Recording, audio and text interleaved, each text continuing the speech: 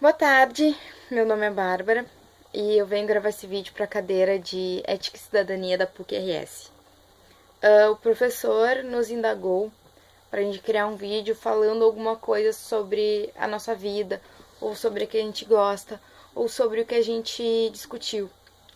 E eu quero falar num ponto de um acontecimento que foi no meu TCC, que eu acho que é um assunto que ainda dá para se abordar muito com um personagem muito bom de conversar, assim. Eu tava quase começando a cadeira de monografia 1, que na PUC é dividido entre monografia 1 e monografia 2, para escolher tema, para fazer todo o projeto de como é que ia ser meu TCC.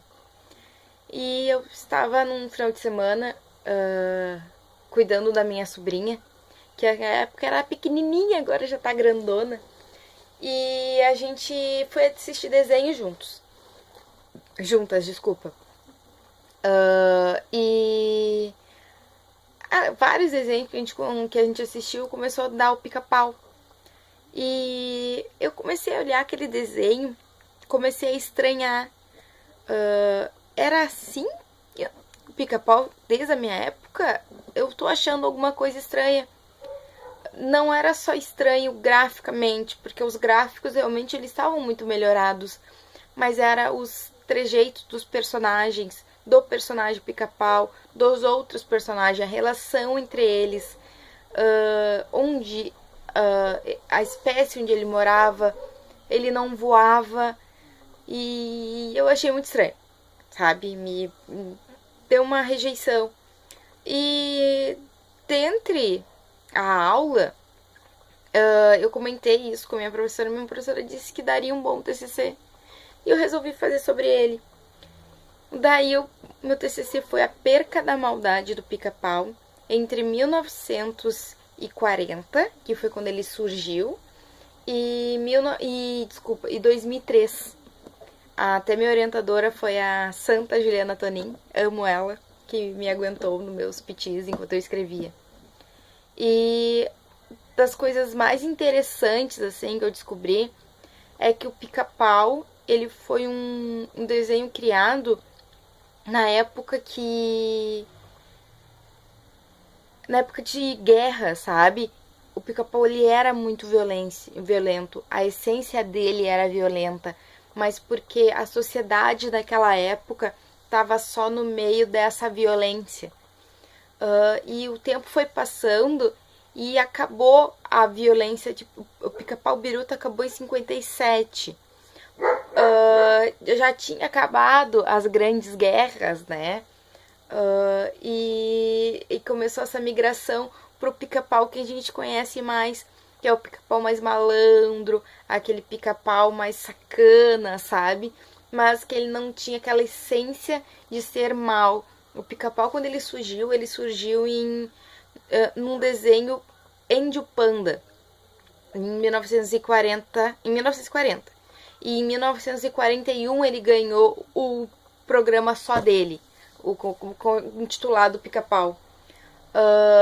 Ele era um bicho, ele não era pica-pau de 57 pra cá, ele virou quase um humano, mas naquela época não, ele era um animal, ele era irracional, ele falava muito pouco, em praticamente todos os episódios ele voava, e ele fazia maldades.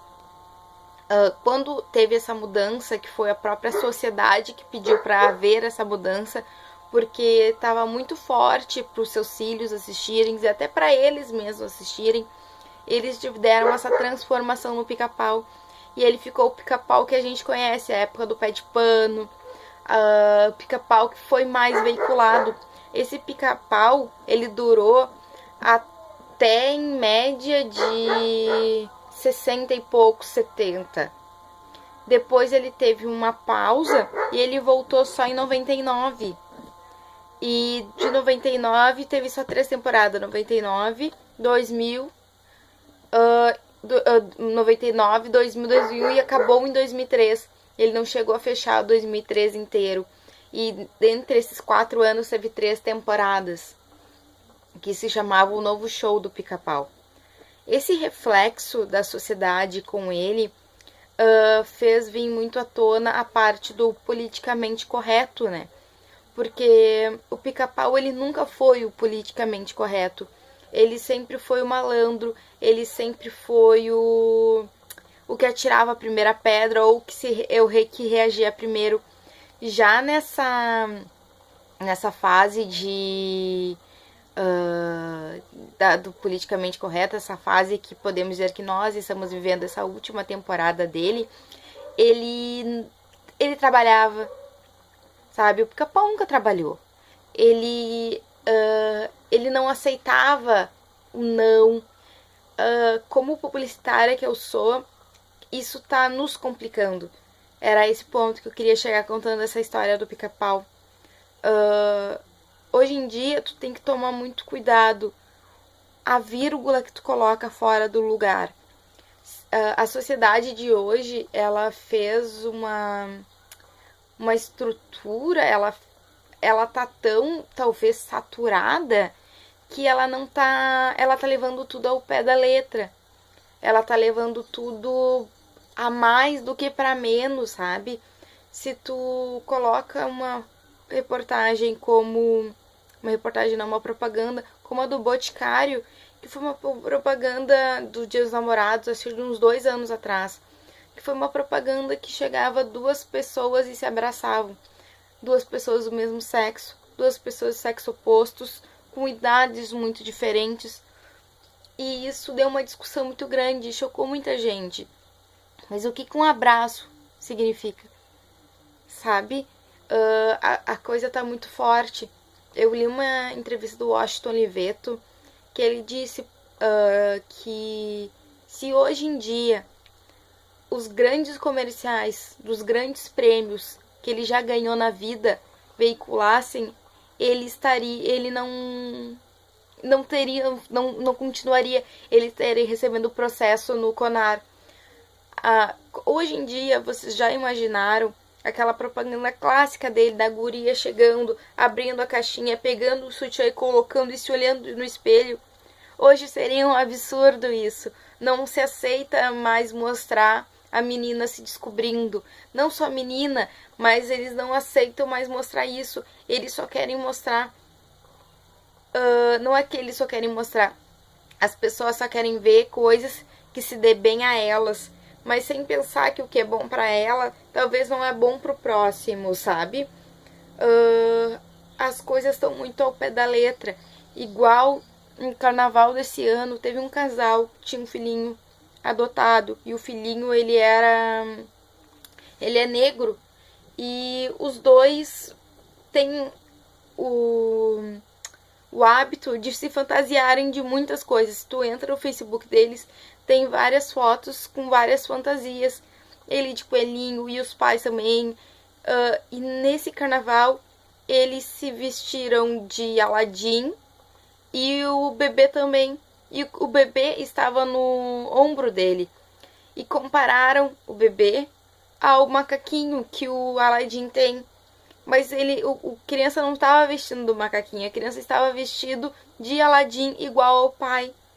E todo mundo criticou essa família por isso. Mas, gente, a criança tá certa. Ela tá mostrando no mundo que ela veio.